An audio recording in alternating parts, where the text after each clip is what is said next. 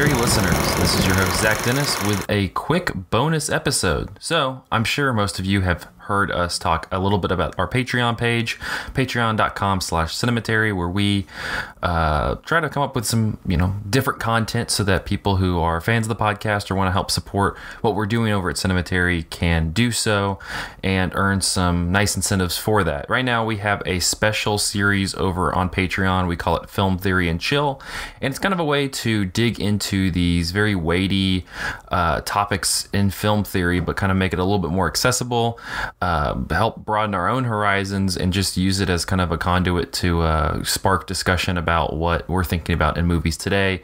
On the front half we do that, and on the back half we just talk about whatever comes to mind.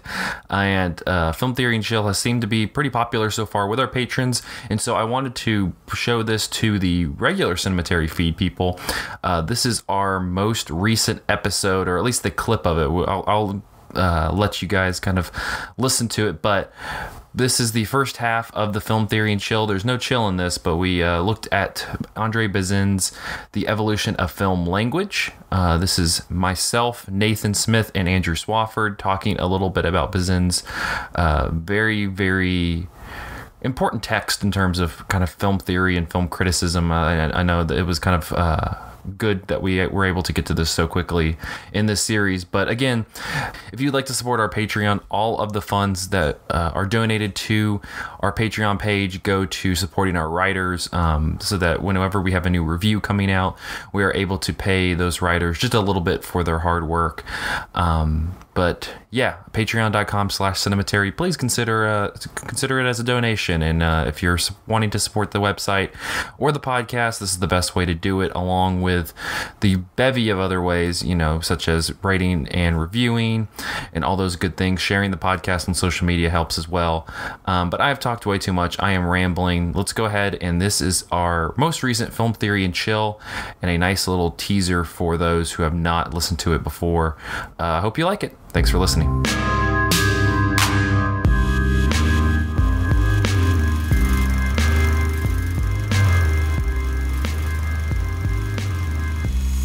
And welcome to our latest Film Theory and Chill here on the Cinematary Patreon page. I'm Zach Dennis. I'm here with Nathan and Andrew, and we are here to talk about the evolution of film language, which is such a nice...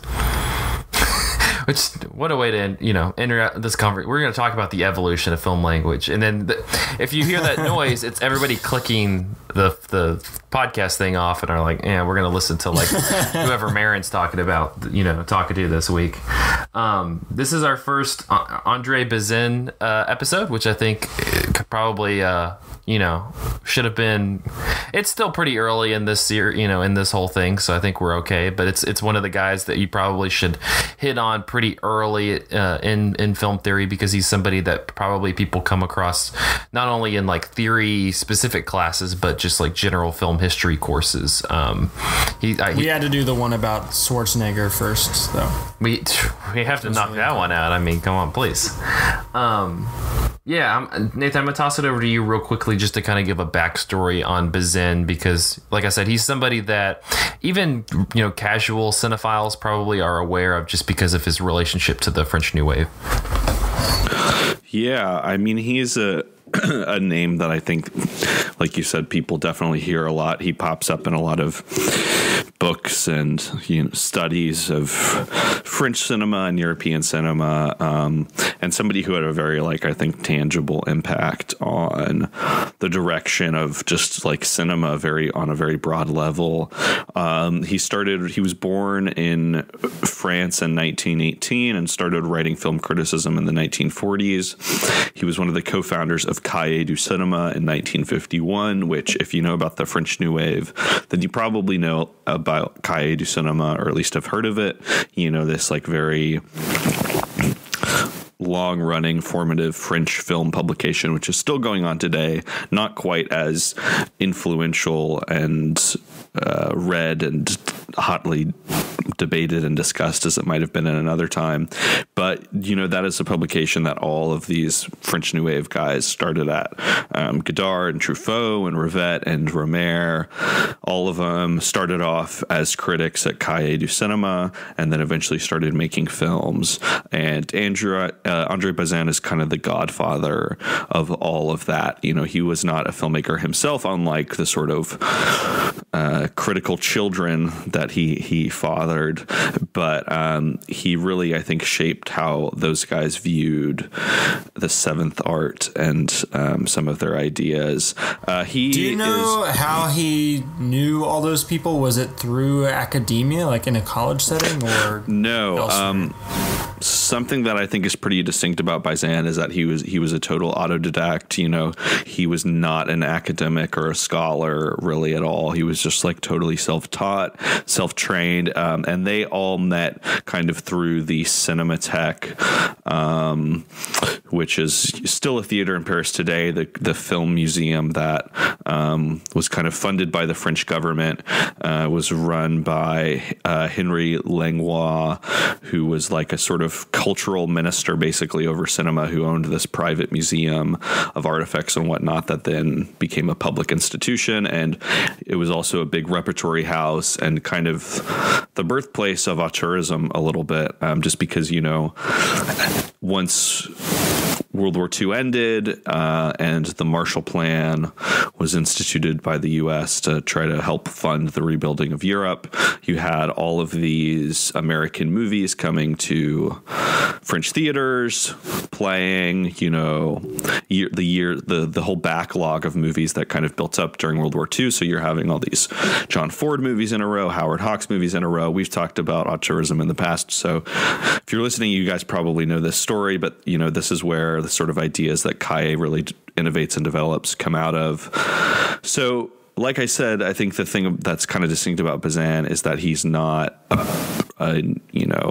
part of the institution. He's not a real professional academic, which his writings have been super, super influential and are still read in film theory classes up to this day. But I do think that he's somebody who has been very unpopular at certain times in cinema studies because I think, the writing is dense, but I think there are some ways where you can tell he's maybe not an academic because it gets really poetic and it gets very passionate and personal sometimes. I mean, I was just saying to Zach before you came on Discord, Nathan, that I found this really surprisingly readable. I was expecting it to be this impenetrable academic philosophical text, and it was not that. Yeah, exactly. So I think that because of that, there are times where people are like, oh, this isn't rigorous enough, or this isn't, thorough enough. But also I think that just kind of the very ideas of themselves are maybe really popular in certain small, tight circles. But by and large, I think a lot of the way that people think about movies popularly doesn't quite jive with Bazin's ideas so much anymore. Which I guess is just maybe a point to just start getting into this chapter, because I think the controversial thing a little bit with him is just the idea of reality and the idea of realism and that the relationship of those things to cinema, which is maybe where we can get into the specifics of this chapter. Okay, I'm curious to hear what that controversy is. I mean, getting into this piece, whenever he brought up things like neorealism or the capability of cinema to depict or represent reality, it never came across as anything that didn't, seem to make common sense to me. But I guess we can get into it. So the piece kind of opens up with him kind of just introducing pretty much where we are in movies at this point in time. He wrote this in 50? No, 50. It's a synthesis of 3 articles, so it happened in the 50s at some point. So yeah. I guess we should also mention that it's a chapter in What is Cinema, which is his like most famous volume, just all of his like major kind of collected writings. Anyway, so this came from at some point in the 50s, either 52, 55, or 50, and he's just kind of doing a little bit of a recap of where we're at with movies and how movies have transitioned from the silent age to the sound age, and what that has left, at least in his concept or idea of what cinema is. I think, kind of speaking to your point, Nathan, I think a good part that we could kind of jump off on is it's in the third paragraph, which I kind of find to be the last one into that before it jumps into the actual piece, and it's the last line where he's again breaking all of this down, and he says that there were two opposing schools in the cinema from 1920 to 1940, and he views them as directors who believed in the image, and then those who believed in reality. And for the rest of the piece, he's kind of breaking those two things down. But I'm curious what you all kind of made of that kind of separation between the two directors, is because I for one was really, that's been something that I've been thinking about a lot recently, is directors who are like working within the kind of dreamlike state of movie making, and then those directors who are like so bent on just portraying this realistic portrait, and how people have really seemed to it's weird that the general public responds more. They feel like their movies should be a reflection of reality than like these dreamlike vehicles, which just seems, I think it just seems like foreign and absurd to me. But I'm curious what you all think. Yeah, I mean, this is a little bit later, and I'm trying to find the exact paragraph where he talks about it, but I mean, German Expressionism is an obvious point of connection here, as filmmakers who, for the most part, believed in the quote unquote the image over reality. Though he does later talk about Murnau as somebody who doesn't necessarily manipulate reality in the same way that you see in like Caligari. He's as he says, he's like bringing out the deeper structure of reality through shadows and camera placement and things like that. Well, and he's talking about how he kind of, because he brings up Murnau when he's talking specifically of like breaking down editing, and I think he juxtaposes the Murnau and German Expressionism with Russian, montage Eisenstein editing, and how Murnau like limits the edits in his movies. Well, I think one of the interesting phrases that he uses a lot, both especially in this piece, but he uses it elsewhere in his writing too, is this phrase plastics, which is basically mise en scène. He never says mise en scène. He just says plastics, which I think really, maybe for me, really emphasizes that difference between image and reality, where, the word plastic just sort of implies like artificial.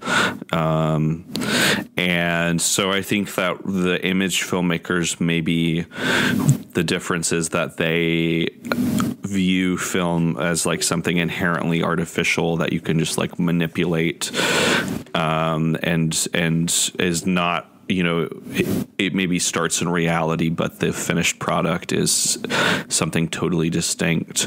Whereas the filmmakers who aren't really so interested in the plastics and aren't as interested in montage either are sort of interested in cinema's capability to literally capture, what's in front of it and capture life. And so I think that's like when I said, sometimes Bazin is kind of controversial for people, I think that's the difference, is that I think it's maybe something people don't think about actively all the time, but I think a lot of times just broadly culturally people just sort of take film and also television and other moving image media as something that's just like totally artificial and something that's just like a pure construct and doesn't really have any root or grounding in reality anymore. And I think Bazin, it's for him, cinema has this unique ability to capture and recreate reality, and it's not necessarily artificial all the time. That's interesting. I guess I didn't read it as him sort of taking a side one over the other, but I can kind of see that, especially with his praising of Wells and Weiler at the end of this piece. But in the fourth paragraph, to go back to your point about plasticity, he says, by image, I mean in general sense, anything that can be added to a depicted object. And he says, the plasticity of the image and the resources of editing, or it can be traced back to two factors, the plasticity of the image and the resources of editing. And then on the website where we viewed this, there's this screen grab of a Eisenstein film, The General Line, which I've never seen, that is a really beautiful image, posed like a giant ghostly bull kind of floating above them, which I suppose is an example of a very plastic artificial image.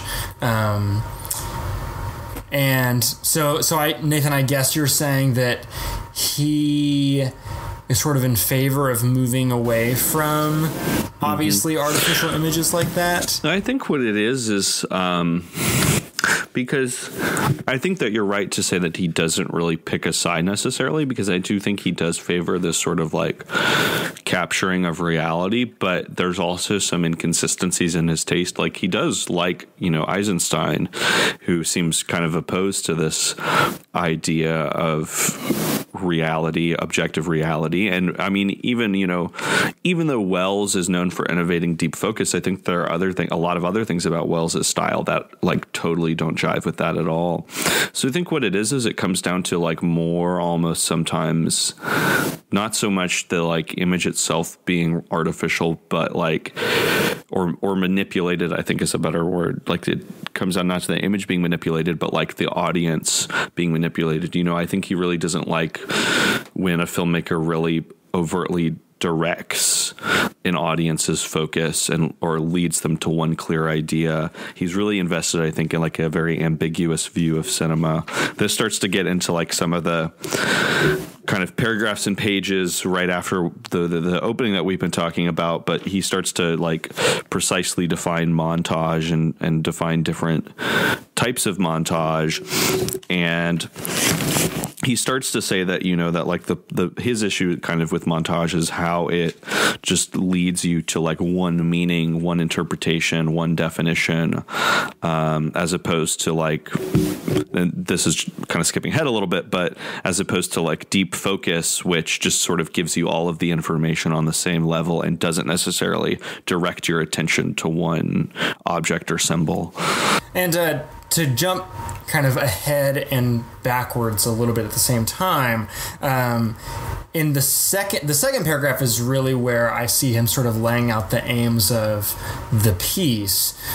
He talks about how people often think of the historical split between sound cinema and silent cinema as like the biggest paradigm shift in cinema history, but he is of the opinion that things more or less stayed the same with the advent of sound in terms of the way that people were creating images and editing them together.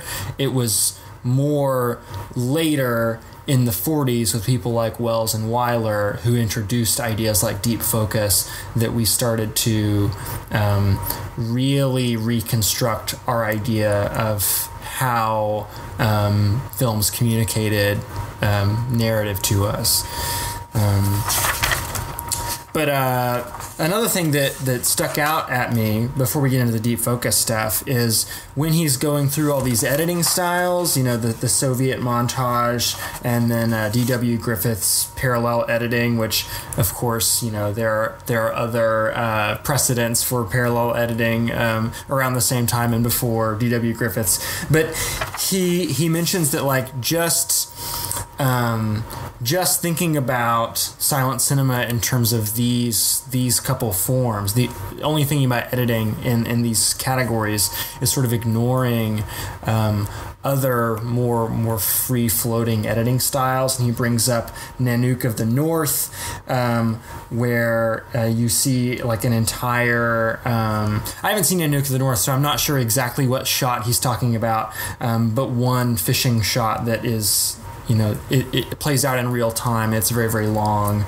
And I remember watching an interview with Chantal Ackerman where she talked about like her falling in love with cinema kind of goes back to Nanook of the North, which, I mean, you can kind of just in Bazin's description of it, you can kind of see how Ackerman kind of like pioneered this slow cinema style out of that.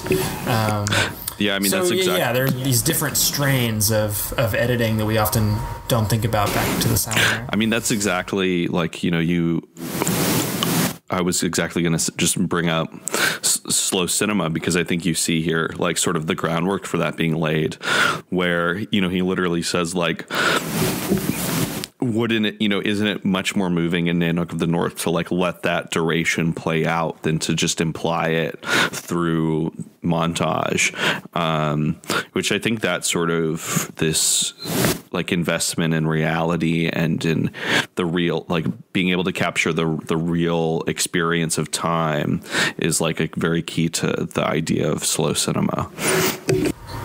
Right. Absolutely.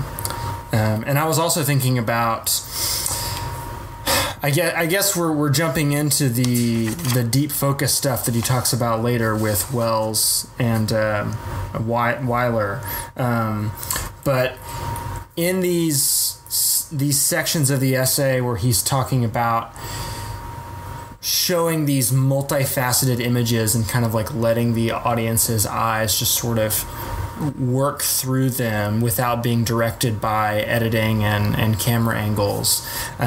I was thinking about slow cinema, and I was also thinking about Jacques Tati's Playtime, which I guess specifically when thinking about this Weiler image he brings up, he talks about this shot from a William Wyler film where on the right side of the frame, in the foreground, you're seeing a man play the piano, but on the left side of the frame, way in the background, you're seeing a woman in a phone booth. And because of... that's the real action. Like, that's what you're supposed to be emotionally invested in. And so, like, your attention is drawn back there, but the camera is not following her back there. It's stuck right in front of the guy playing the piano. So it kind of takes some mental, visual work on your part to kind of, like, keep your attention back there. And he even talks about how you need the counterpoint, like the frame needs to be completely balanced for this to work, which I think, later experiments in slow cinema and things like Jacques Tati did with Playtime try to refute that. I mean, I guess a lot of people would say that Bazin was right because they find that stuff unbearably boring, but I mean, there are so many examples of films that like they just kind of like let things play out all across the frame and rely on the audience to kind of track whatever they find interesting. But again, like Playtime is the prime example. Yeah, I mean, I think I agree that people, especially like with something like Playtime, they might find it boring and may not invest in the deep focus technique that he brings up with The Best Years of Our Lives, the Wyler film. But I think it's kind of a point of it depends on what movie it is. I mean, Scorsese is not opposed to doing this in things like Goodfellas and Casino and these gangster pictures. I mean, that he uses similar editing and camera techniques as Bazin is talking about here in those movies, which I think people would be much more agreeable to than trying to describe why Tati in the background slipping on something is incredibly entertaining while something's happening in the foreground. And I think it's all up to I guess I kind of going back to the point, and I guess maybe this is a disagreement with Bazin, but just the manipulation that the director is performing, because I mean, at the end of the day, we're regardless of what, you know, even in something like Nanook of the North, we're still being manipulated by the director to see what they want us to see. And so it's I think that's the interesting thing is in any of these cases, whether it's kind of that deep realism or it's a much more like stylized, obsessed with the image version. I find both interesting just because it's like it's two different ways to it's like, which way do you want to manipulate the audience? Do you want to manipulate them in this way? But it's weird because it's like we kind of can put the realism, because we're like, oh no, they're presenting it. I'm like, yeah, but they're presenting what they want you to see. It's still manipulation. And I think that yes. Like, on the one hand, the like editing heavy manipulation is kind of like, I've been thinking about Nathan, your Hot Box of Cinema episode on theme park cinema. It's kind of like being on a roller coaster and like the director taking you in all these places they want to take you in rapid succession. Whereas the Nanook of the North, Chantal Ackerman style is more like kind of strapping you down. Like in my most recent video essay, I connected it to the image of oh God, what's the kid's name? Alex in Clockwork Orange being strapped down and forced to watch something. Like, that is also a form of manipulation. It's just a more static form of manipulation, forcing you into stasis. Well, I think that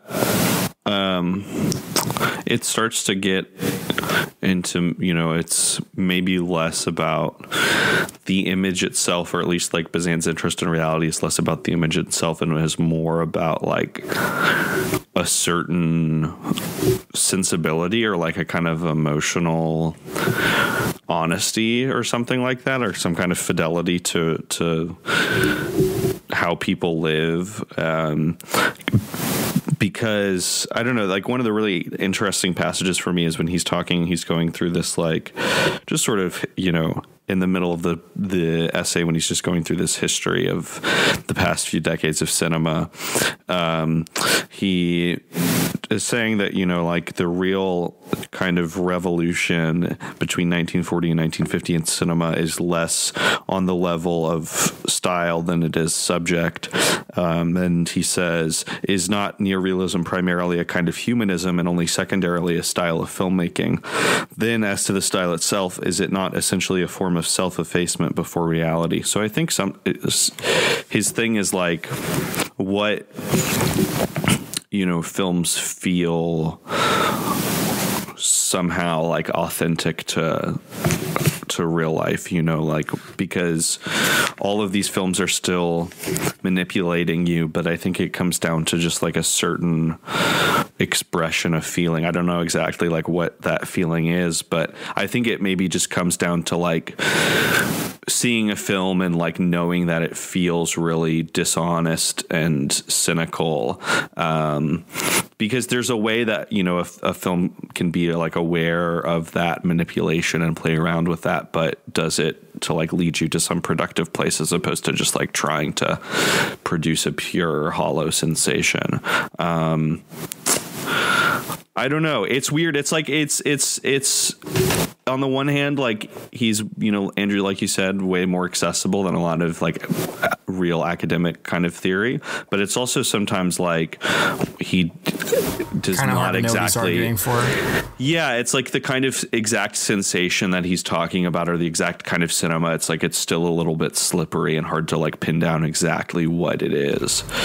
I mean, when in my read through, I wasn't thinking of it as an argument much at all. I mean, I thought of it really more as like a description of, you know, historical trends, as opposed to kind of like pitting two different things against each other and again like picking a side. Yeah.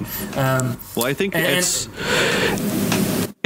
just like real quick, it just like goes along with the kind of interest in deep focus. Like it's not like he's not really doing like a montage kind of argument, you know, a kind of like, here's the two sides. He's doing more just like, here are all the options and all these tendencies, and you can kind of just like reach your own conclusion of which are the valuable, worthwhile ones and which ones aren't. One of the more argumentative, prescriptive claims he makes seems to me to be in the paragraph right after what you were just reading, where this is after he's talking about the 1940s film revolution is more about subject matter than style, and he's kind of presenting that like as a counterclaim, like this is what some people might say, and then in the next paragraph he talks about it is certainly not my intention to champion some supposed superiority of form over content, but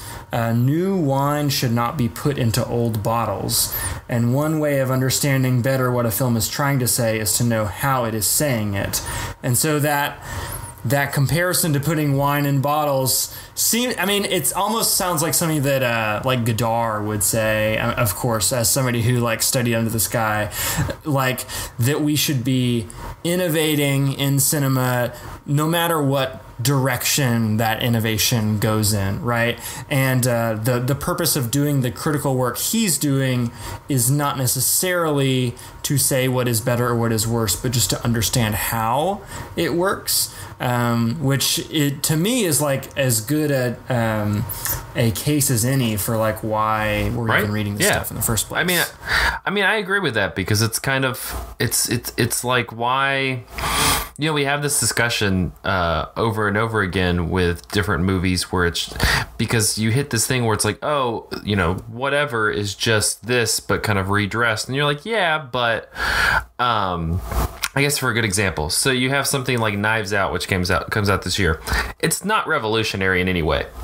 But it's redressing a thing that we've seen before, and at least a dress that is pertinent for 2019, 2020. That at least takes it's a subject matter innovation, not a formal exactly innovation. And it still tries to utilize formal stuff, but you're like, I think that like that's how you should be making the movies. Of course, it's not some innovative like we're going to be talking about this in film classes, etc. But if we're going to be continuing to churn out stuff in the system while you're in the system, at least don't just be churning out the same product. At least try to do something different with it, which I think is maybe a callous way of assessing what he's saying right here, but I think it applies.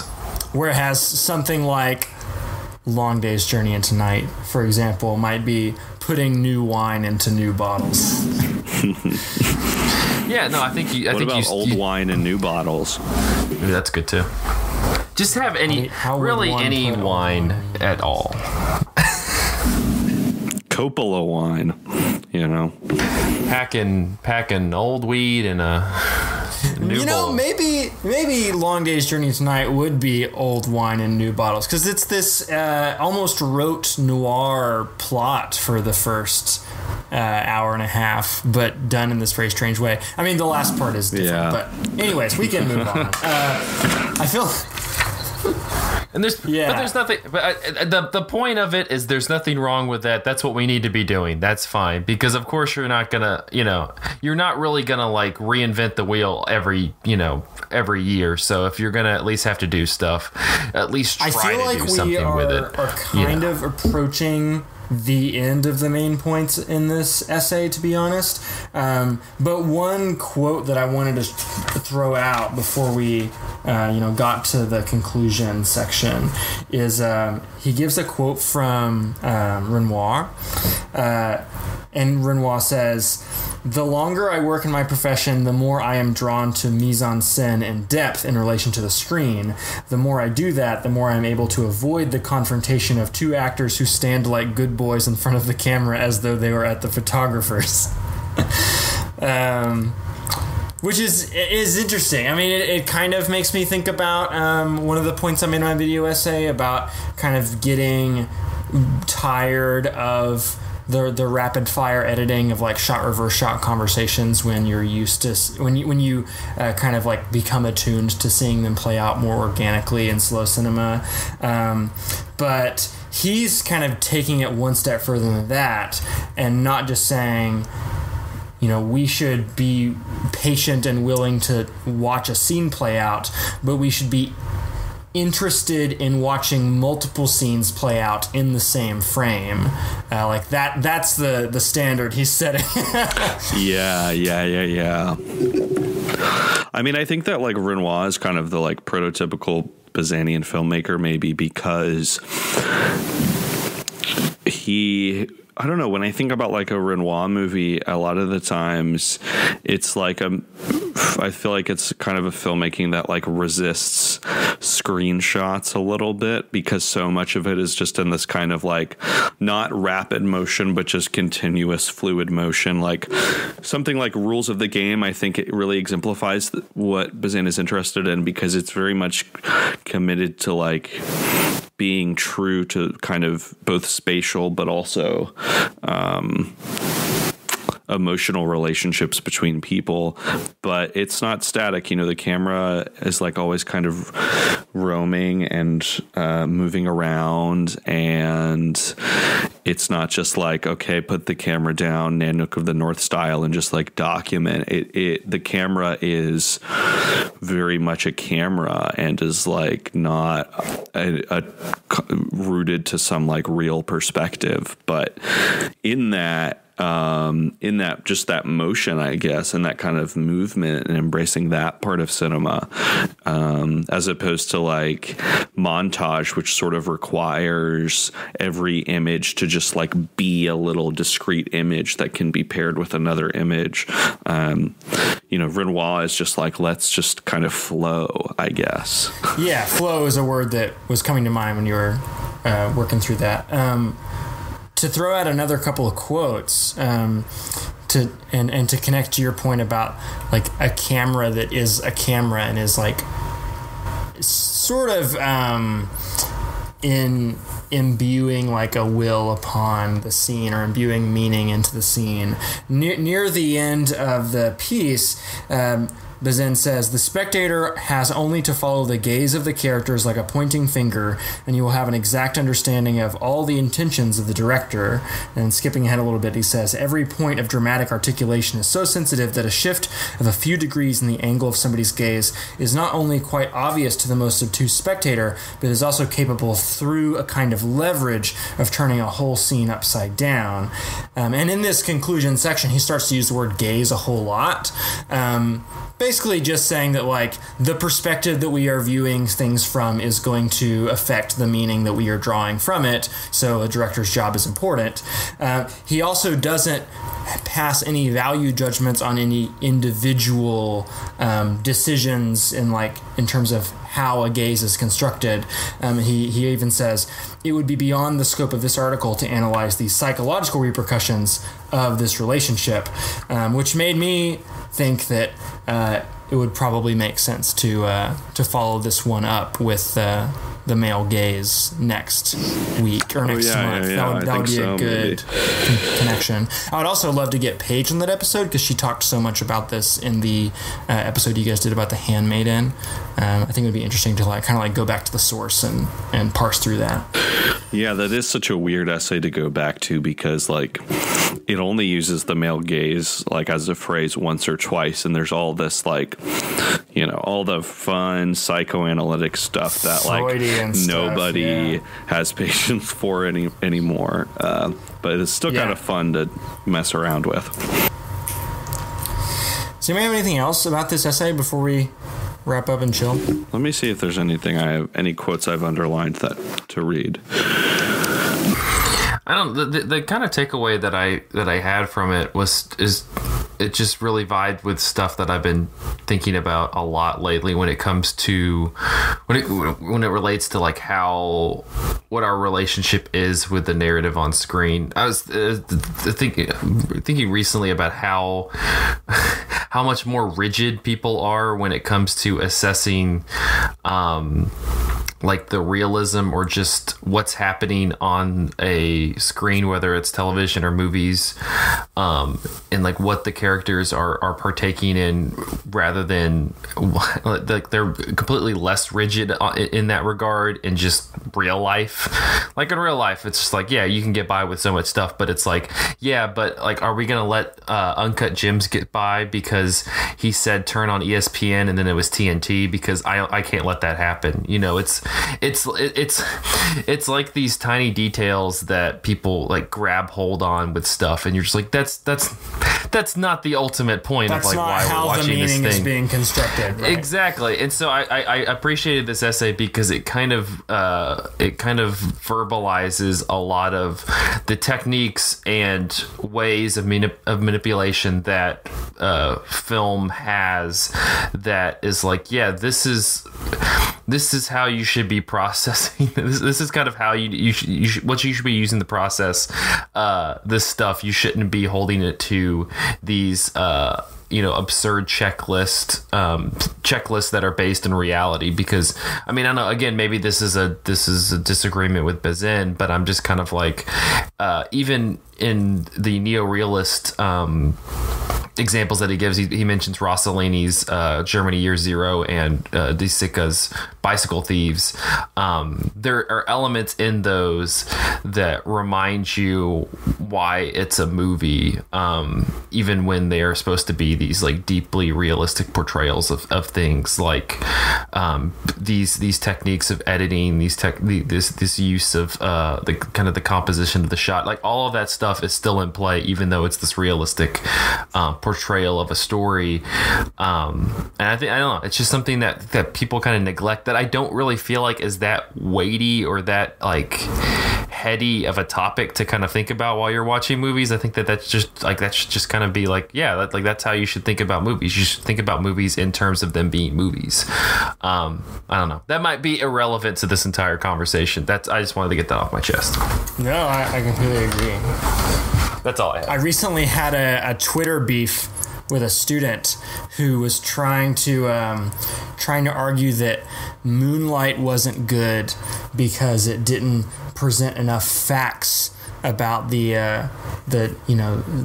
heavy and important issues that it was dealing with. And this is coming from like a very progressive, quote unquote, liberal student who's like at least posturing as like concerned about the black experience or the gay experience or whatever. But like saying that the movie needs more information in it doesn't make it, like, that would not make it a better movie, right? Like, it's the construction of the movie as a series of like evocative images that makes it a good movie.